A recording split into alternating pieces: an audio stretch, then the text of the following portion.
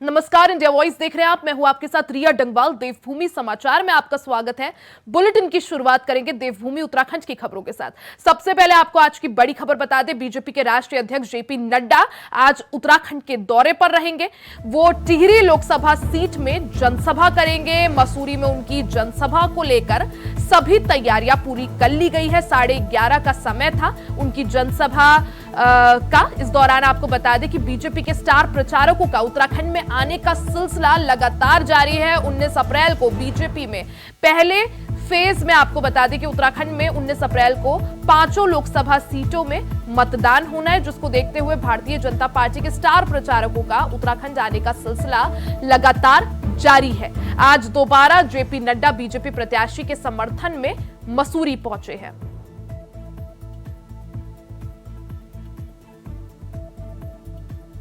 खबर पर ज्यादा जानकारी के लिए हमारे साथ संवाददाता तुषार लाइव जुड़ गए हैं। तुषार, भारतीय जनता पार्टी के स्टार प्रचारकों का दौरा जो है वो लगातार जारी है। आज जेपी नड्डा मसूरी से हुंकार भरेंगे। उनके दौरे को लेकर क्या जानकारी, क्या अपडेट? देखिए, बिल्कुल अगर 11:30 बजे की बात की जाए तो जेपी नड्डा मसूरी पहुंचेंगे, जो टिहरी लोकसभा सीट में आता है। और अगर मैं बात करूं यहाँ के भाजपा के प्रत्याशी माला राज्य लक्ष्मी शाह को, वो मजबूती देने का कार्य करेंगे। उनके लिए जो जनसभा है ये रखी गई है। अगर इससे पूर्व में बात करूँ तो कुछ बीते दिनों जेपी नड्डा पहले भी आए थे। उन्होंने विकास नगर में, जो टिहरी लोकसभा सीट में ही आता है, वहाँ पर भी एक जनसभा की थी। और वहाँ की जो टिहरी लोकसभा सीट है, वहाँ की जो टोली बैठक है वो भी की थी, जिसमें मुख्यमंत्री पुष्कर सिंह धामी शामिल थे। और प्रत्याशी समेत जितनी भी 14 विधानसभा आती है उनमें से 11 विधायक उस वक्त मौजूद थे। उनसे जो रिपोर्ट कार्ड है वो मांगा गया। तो कहीं ना कहीं आज दोबारा फिर जेपी नड्डा आ रहे हैं और मसूरी में उनका एक बड़ी जनसभा होने वाली है। हम भी अभी फिलहाल टिहरी में ही हैं, नई टिहरी में यहाँ पर मौजूद हैं और जनता की राय जान रहे हैं। लेकिन फिर भी जिस तरह से जो स्टार प्रचारक हैं वो लगातार उत्तराखंड आते हुए नजर आ रहे हैं। प्रधानमंत्री नरेंद्र मोदी आए, यूपी के मुख्यमंत्री योगी आदित्यनाथ मौजूद थे। अब जेपी नड्डा एक बार फिर आए हैं चुनावी हुंकार भरने और कहीं ना कहीं जो पार्टी के प्रत्याशी हैं उन्हें मजबूती देने। तो लगातार स्टार प्रचारक को जो 40 लिस्ट आई है, उनके तमाम जो नेता, चाहे वो केंद्रीय मंत्री हों, चाहे वो प्रधानमंत्री हों, वो तमाम नेता यहाँ पहुँच रहे हैं और कहीं ना कहीं जो चुनाव है उस पर प्रभाव डालते हुए। हमारे साथ कांग्रेस के नेता यहाँ पर मौजूद है। सर, क्या लगता है कि जेपी नड्डा यहाँ पर आ रहे हैं, क्या लगता है कि मजबूती देने का काम करेंगे वो, कि जनता ने या टिहरी की जनता ने मन बना लिया है कि परिवर्तन होगा? देखिए, भारतीय जनता पार्टी के सारे स्टार प्रचारक उत्तराखंड में आ रहे हैं, लेकिन लोग उन्हें समझ चुके हैं। विगत 10 साल के कार्यकाल में भारतीय जनता पार्टी के नेताओं ने जो झूठ बोलने का काम किया, जनमानस को गुमराह करने का काम किया, और फिर आज 10 साल बाद भी उनकी वही बात है। उनका जो गोल है वो बढ़ता जा रहा है। 22 का गोल अब 27 का हो गया है। किसी भी वर्ग को उन्होंने कहीं भी संतुष्ट करने का काम नहीं किया। भारतीय जनता पार्टी विकास की कभी बात नहीं करती है। भारतीय जनता पार्टी कभी धर्म के नाम पर, कभी जाति के नाम पर, राम रहीम के नाम पर, मंदिर मस्जिद के नाम पर, हिंदू मुस्लिम के नाम पर देश को तोड़कर, देश को मरोड़कर बांटने का काम करती है। उनका विकास से कोई मतलब नहीं है। आज आप देख लीजिए, हिंदुस्तान आज सुई से लेकर सब्बल तक, कुदाल से लेकर कंप्यूटर तक, ये जो क्रांति है ये कांग्रेस की देन है। और हमारी अकेली स्टार प्रचारक प्रियंका गांधी आई और सब पर भारी पड़ी, हर एक मुद्दे को छूने का काम किया। उत्तराखंड में जो सबसे बड़ा अभी नया आप ही का एक रिकॉर्ड जो अभी आया कि 950 बहन बेटियों के साथ जो बलात्कार, हत्या, जो ये आपराधिक घटनाएं हुई, उसका जिक्र हमारी प्रियंका गांधी जी ने किया कि क्यों नहीं आज तक अंकिता भंडारी को न्याय मिला। क्या लगता है भाई साहब कि बड़े नेताओं के आने से कोई प्रभाव नहीं चलेगा चुनावों में? आज हमारा समाज पढ़ा लिखा है। मैं आपका धन्यवाद करता हूं कि आप स्थानीय मुद्दों को भी अपनी कवरेज में शामिल कर रहे हैं। और जो स्टार प्रचारक हैं, कांग्रेस का हर हमारा जो कार्यकर्ता है अपने में एक स्टार प्रचारक की भूमिका रखता है। आज जो सरकार बनने वाली है, यानी जो अगर बनती है, जो अभी सत्ता में थे लोग, अगर उनकी सरकार आती है तो ये जनहितैषी सरकार नहीं, आतंक की सरकार है। ये जनता का खुद कहना है। तो राज परिवार उन्हें मजबूती देने आ रहे हैं माला राज्य लक्ष्मी शाह, जो यहाँ की संसद है, 3 बार की संसद रह चुके हैं लगातार। क्या लगता है इस बार भी जनता उन पर ही वोट डालेगी या फिर परिवर्तन चाहती है? निश्चित रूप से परिवर्तन होने जा रहा है। हम आदरणीय सांसद जी से पूछना चाहते हैं, आपने जो गांव गोद लिया था उसके क्या हाल हैं? आपको जो सांसद विकास निधि मिलती है वो आप खर्च क्यों नहीं कर पाए? आप टिहरी में कितने दिन रही? आप कोविड काल में कहाँ थी? आपने टिहरी बांध से आवाजाही के लिए 24 घंटों जनता की मांग कर रही है, टिहरी बांध के ऊपर से रास्ते की मांग कर रही है, आपने संसद में वो सवाल क्यों नहीं उठाया? आपके राजनाथ सिंह टिहरी में आते हैं और प्रतापनगर विधानसभा जो राज्य सरकार ने, केंद्र की सरकार ने ओबीसी घोषित किया था, जिसका लाभ सबको मिल रहा है, आप वहां आकर आपके केंद्रीय मंत्री कहते हैं कि हम इसको केंद्रीय ओबीसी में लाएंगे। आपने क्यों नहीं उसकी आवाज़ उठाई? आपने टिहरी के बहुत सारे ज्वलंत मुद्दे हैं। आपने हमारे जो नायक हैं अमर शहीद श्रीदेव सुमन जी, कांग्रेस की सरकार ने उनको सम्मान देने के लिए उनके गृह जिले, गृह शहर चंबा के बादशाही हॉल में एक राज्य स्तरीय श्रीदेव सुमन विश्वविद्यालय स्थापित किया। क्या लगता है कि जैसे कोई प्रभाव नहीं डलेगा, निश्चित रूप से जनता परिवर्तन करेगी। जोत सिंह गुनसोला जी के रूप में अपना सांसद जनता चुनने जा रही है। जोत सिंह गुनसोला जी स्थानीय प्रत्याशी हैं, सौम्य व्यवहार के हैं, 2 बार के एमएलए हैं, नगर पालिका परिषद मसूरी के अध्यक्ष हैं और यहाँ उनकी लोकप्रियता जन जन में दिख रही है। देखिए, बिल्कुल जिस तरह से कांग्रेस का कहना है कि शाही परिवार के खिलाफ जो जनता है,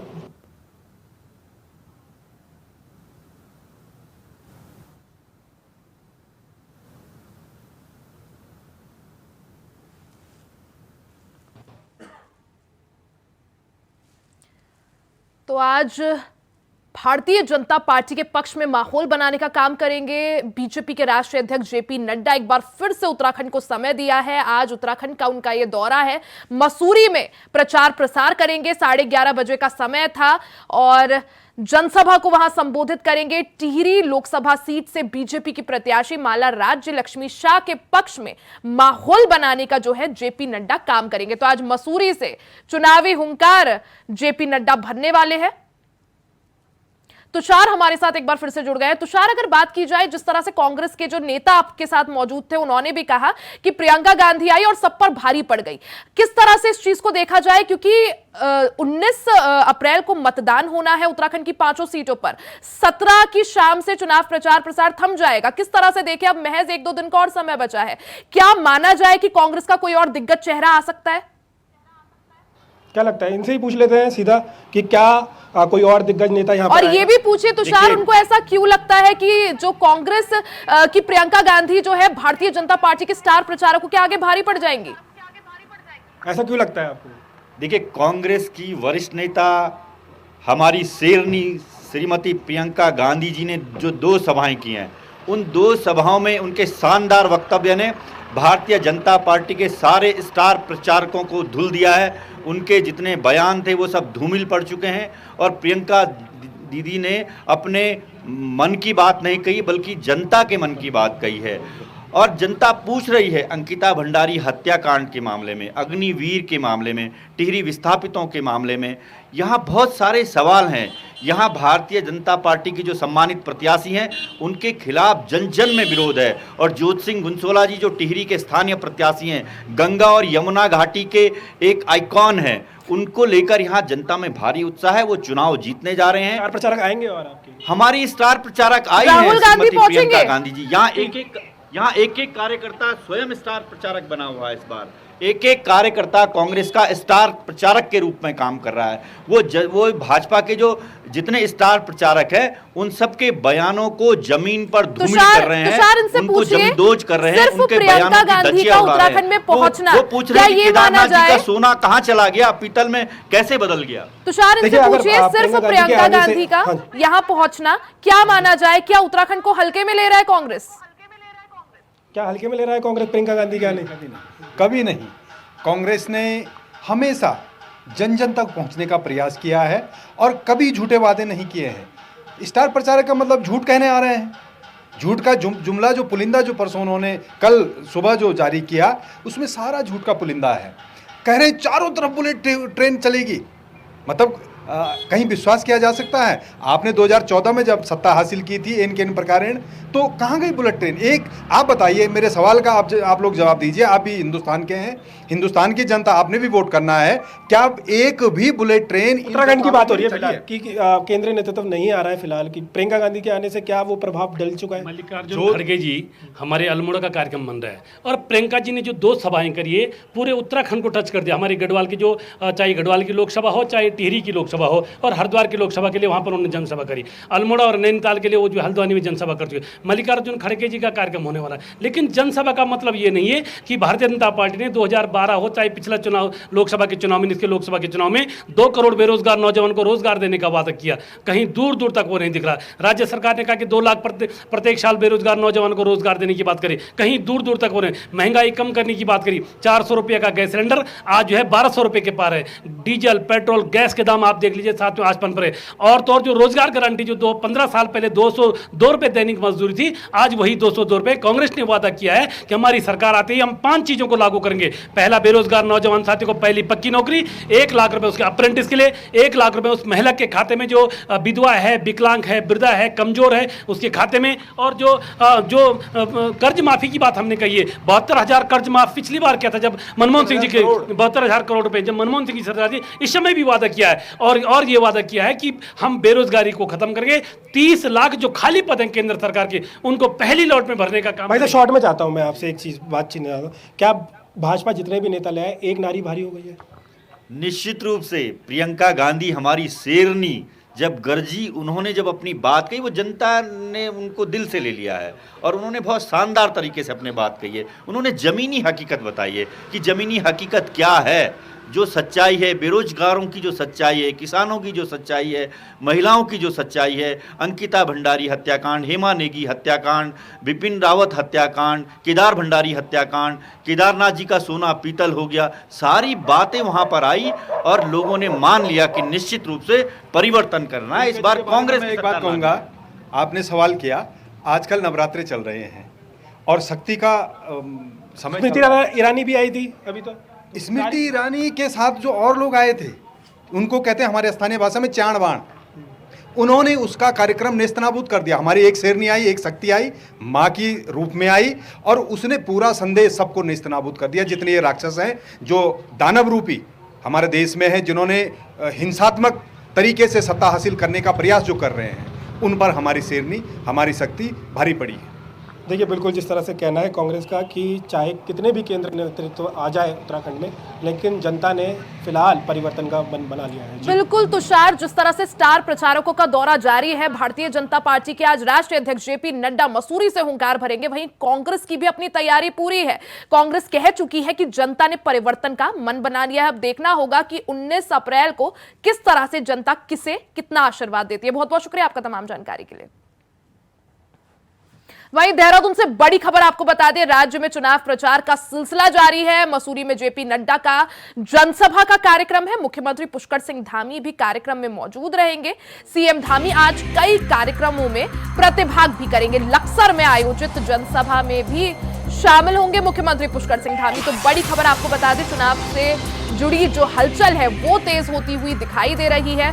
उत्तराखंड में 19 अप्रैल को मतदान होना है। 5 लोकसभा सीटों में 19 अप्रैल को वोटिंग होगी। इसको देखते हुए चुनाव की हलचल तेज हो गई है। आज भारतीय जनता पार्टी के राष्ट्रीय अध्यक्ष जेपी नड्डा मसूरी में माहौल बनाने की कोशिश करेंगे। इस दौरान मसूरी में उनकी जनसभा है। मुख्यमंत्री पुष्कर सिंह धामी भी मौजूद रहेंगे। साथ ही सीएम धामी लक्सर में भी जनसभा को संबोधित करेंगे।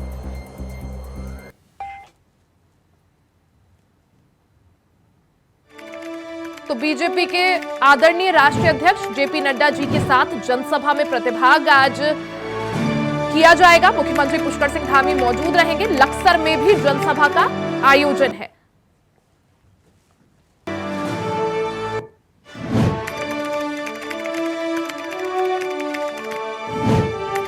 तो मसूरी में गांधी चौक पर बीजेपी के राष्ट्रीय अध्यक्ष जेपी नड्डा की जनसभा होगी। 11:30 बजे का समय था। वहीं लक्सर में शाम को 4 बजे के करीब मुख्यमंत्री पुष्कर सिंह धामी जनसभा को संबोधित करेंगे।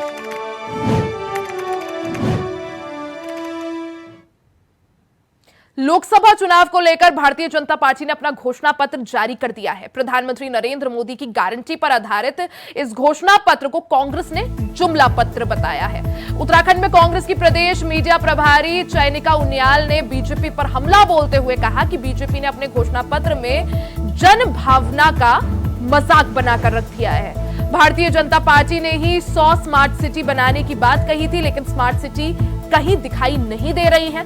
साथ ही बीजेपी को घेरते हुए उन्होंने कहा कि बीजेपी का कोई भी काम धरातल पर नजर नहीं आ रहा है।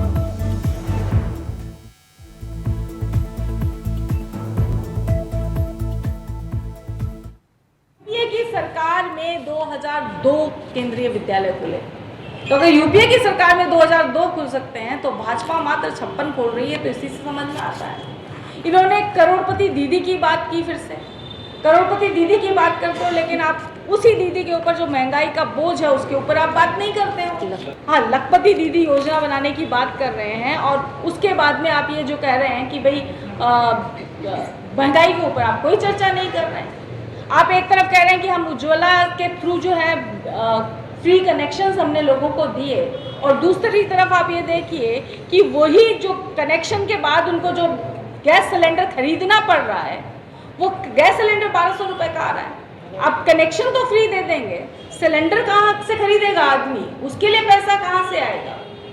महिलाओं को आप आरक्षण देने की बात कर रहे हैं, लेकिन वो आरक्षण मिलेगा कब? 2034 के चुनाव में 29 तक मिलेगा कि नहीं मिलेगा कि कुछ गारंटी नहीं है। वो 2034 भी पहुंच सकते हैं। 2022 से 2047 में पहुंच गए। जिन्होंने कहा था कि स्मार्ट सिटीज, बुलेट ट्रेन, ये सब के लिए 60 महीने की बात की थी कि सिर्फ 60 महीने मुझे दे दो। हरिद्वार स्थित दक्षिण काली मंदिर परिसर में मंदिर के कर्मचारियों और सहारनपुर से आए यात्री के बीच मारपीट हो गई। आसपास मौजूद लोगों ने घटना का वीडियो बना लिया और सोशल मीडिया पर यह वीडियो जमकर वायरल हो गया। आपको बता दें कि वीडियो में लाठी डंडों से लैस करीब आधा दर्जन मंदिर के कर्मचारी कुछ युवकों को दौड़ा कर पीट रहे हैं। बताया जा रहा है कि सहारनपुर से एक परिवार मंदिर में दर्शन करने के लिए आया था। मंदिर परिसर में गाड़ी खड़ी करने की पर्ची कटाने को लेकर विवाद हो गया, जिसके कारण विवाद शुरू हो गया।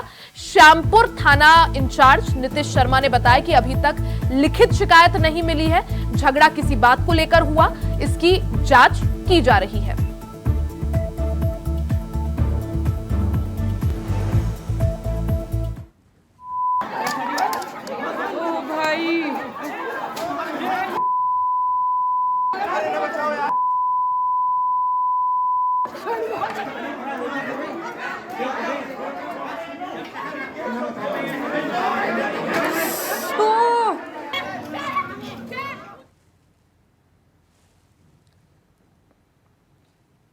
उत्तराखंड में प्रथम चरण यानी 19 अप्रैल को मतदान होना है। इसको देखते हुए सभी राजनीतिक दलों ने अपने प्रचार प्रसार को आखिरी जो रूप है, अंतिम रूप देना शुरू कर दिया है। तो वहीं सभी दल अपनी अपनी जीत का भी दम भरते दिख रहे हैं। जहां बीजेपी देश में अब की बार 400 पार के नारे के साथ चुनावी मैदान में उतरी है, वहीं स्थानीय स्तर पर बात करें तो बीजेपी फिर से 5 लोकसभा सीट जीतने की बात कह रही है। जब बात की जाती है कि यहां की प्रमुख विपक्षी दल कांग्रेस की, तो बतौर नेता प्रतिपक्ष कांग्रेस के यशपाल आर्या कहते हैं कि इस बार उत्तराखंड राज्य सहित देश में बदलाव की बयार बह रही है। इस बार उत्तराखंड में कांग्रेस बीजेपी को 5 सीटों पर पिछाड़ देगी। कि पूरे प्रदेश में बदलाव के संकेत हैं और हर वर्ग, हर जाति समुदाय के में एक व्यापक प्रतिक्रिया दिखाई दे रही है भारतीय जनता पार्टी के कुशासन के खिलाफ। 10 साल की उपलब्धियां क्या हैं, जो हमारे सांसद चुन के गए हैं, उनका क्या उनका क्या रिपोर्ट कार्ड है, क्या उनका वो जनता के सामने अपना लेखा जोखा प्रस्तुत नहीं कर पा रहे हैं। सांसद निधि खर्च नहीं हो पा रही है। सांसदों ने जो गांव गोद लिए थे, आज उसकी दशा कैसी है, दुर्दशा है। तो जाहिर सी बात है कि ये सारे मुद्दे आज जनता के दिल में, दिमाग में है। मैं कह सकता हूं कि पूरे प्रदेश में खबर देहरादून से है, जहां अपर मुख्य चुनाव अधिकारी विजय कुमार जोगंडे ने कहा कि लोकसभा चुनाव 2024 के लिए राज्य में 11,000 से ज्यादा पोलिंग बूथ बनाए जा रहे हैं। इन सभी बूथों पर दिव्यांग मतदाताओं के लिए कई सुविधाएं उपलब्ध कराई जा रही हैं। आपको बता दें कि राज्य में सक्षम ऐप को 51,370 लोगों ने डाउनलोड किया है। इस ऐप के माध्यम से 1600 से ज्यादा लोग द्वारा डोली के लिए अनुरोध किया गया है। साथ ही 2437 लोगों ने वोट डालने के लिए व्हीलचेयर का अनुरोध किया है। समाज कल्याण विभाग द्वारा 3,300 से ज्यादा मैग्नीफाइंग ग्लास की उपलब्धता सुनिश्चित करवाई गई है। सभी जनपदों में 208 वाहन की व्यवस्था की गई है, जो दिव्यांग व्यक्तियों को बूथ तक लाएंगे और उसके बाद घर तक छोड़ेंगे। निर्वाचन आयोग के निर्देश के अनुक्रम में सभी जनपदों में 11,729 पोलिंग बूथ स्थापित किए जा रहे हैं और इन सभी बूथों पर दिव्यांग व्यक्तियों हेतु विभिन्न सुविधाएं भी उपलब्ध कराई जा रही हैं। अभी तक जो सक्षम ऐप का डाउनलोड किया गया है 51,373 सक्षम ऐप पर डाउनलोड पूर्ण किया जा चुका है। जो उसके अलावा डोली व्यवस्था है, 1623 व्यक्तियों के द्वारा इस सक्षम ऐप के माध्यम से डोली हेतु रिक्वेस्ट किया गया है और 2,437 व्यक्तियों के द्वारा व्हील चेयर का रिक्वेस्ट किया गया है। इसके साथ साथ में समाज कल्याण विभाग के द्वारा अपने पहल पर 3,392 व्यक्तियों के प्रयोग हेतु मैग्नीफाइंग ग्लास का भी उसमें सामग्री में उपलब्धता सुनिश्चित करवाई है। सभी जनपदों में 208 वाहन इस निर्वाचन के दौरान उपलब्ध कराए जाएंगे, जो दिव्यांग व्यक्तियों के पिकअप एंड ड्रॉप के लिए प्रयोग किए जा सकते हैं और उनकी सहायता के लिए सभी मतदान स्थलों पर 14,032 वॉलंटियर्स सहायक के रूप में उपलब्ध रहेंगे, जो उनको विभिन्न सुविधाएं उपलब्ध करा सकते हैं। खबर देहरादून से है, जहां देहरादून के वसंत विहार में हुई लूट के संदिग्धों के साथ पुलिस की मुठभेड़ हो गई। पुलिस और बदमाशों के बीच आशोरडी के जंगल में मुठभेड़ हो गई। इस मुठभेड़ में एक बदमाश घायल हो गया, जबकि दूसरा बदमाश मौके से फरार हो गया, जिसको कुछ देर बाद पुलिस द्वारा गिरफ्तार कर लिया गया। मुठभेड़ में एसआई सुनील नेगी भी घायल हो गए हैं। बता दें कि पुलिस लंबे समय से तीनों मुख्य बदमाशों की गिरफ्तारी के लिए दबिश दे रही थी।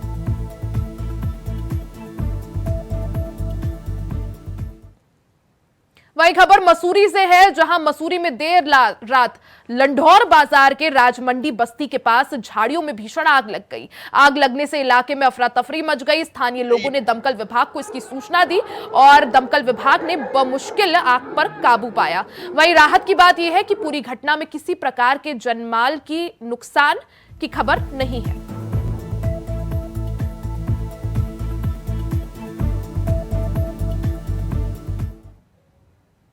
इसी के साथ इस बुलेटिन में फिलहाल के लिए सिर्फ इतना ही। खबरों का सिलसिला जारी रहेगा, बने रहे हमारे साथ।